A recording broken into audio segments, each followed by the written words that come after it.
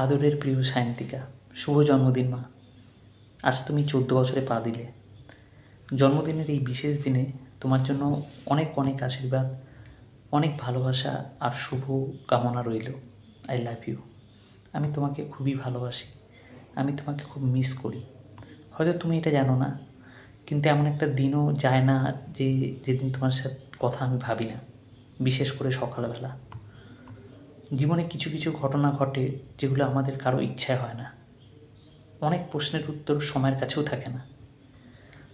তোমার আমার ওপর হয়তো অনেক রাগ আছে, অভিমান আছে, আর যদি আমি তোমার জায়গায় থাকতাম হয়তো আমারও একই রকম অনুভূতি হতো।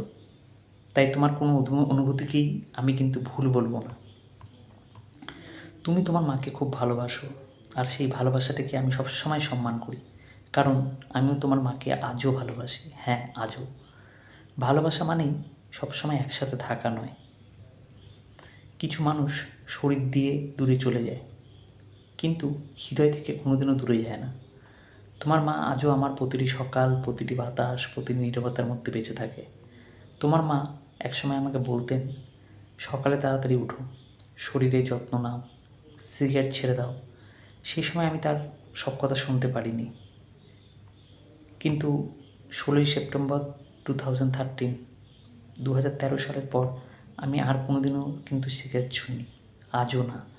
প্রতিদিন ভোরে উঠে হাঁটি, জগিং করি, নিজেকে সুস্থ রাখার চেষ্টা করি, কারণ আজও মনে হয় আমি যেন তোমার মায়ের কথাই পালন করছি।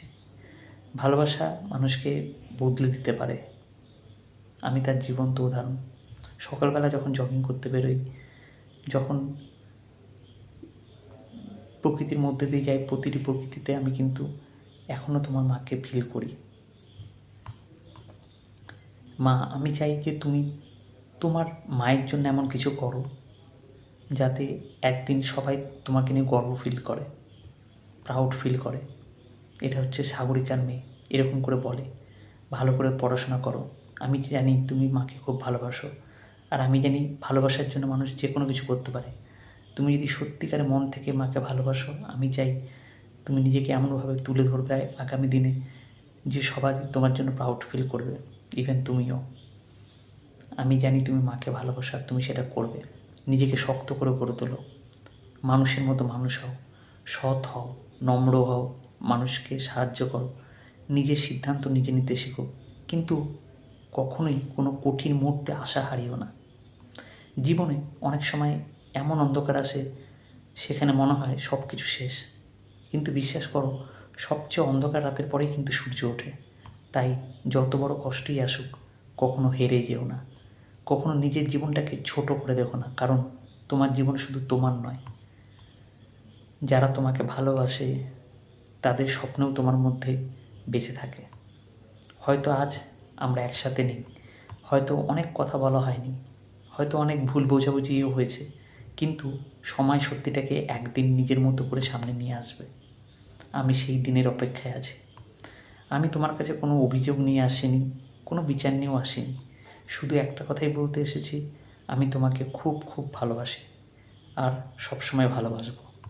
যেদিন তুমি জীবনে বড় বড় সিদ্ধান্ত নেবে, যেদিন কোনো কঠিন পরিস্থিতির সামনে দাঁড়াবে, সেদিন শুধু একটাই কথা মনে রেখো, নিজের চরিত্র, সততা আর মানবিকতা কখনো হারিও না।